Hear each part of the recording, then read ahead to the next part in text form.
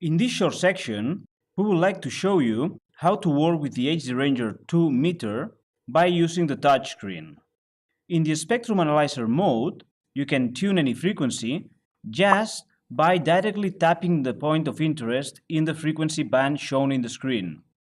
When we press the screen and drag our finger over it, we will be scrolling up and down the frequency band. You can access as well the different menus from F1, F2, F3 and F4 by tapping on the virtual keys shown in the lower part of the screen. In the same way, you can input a frequency value, write a file name, and so on by using the virtual keyboard, which will pop up when needed.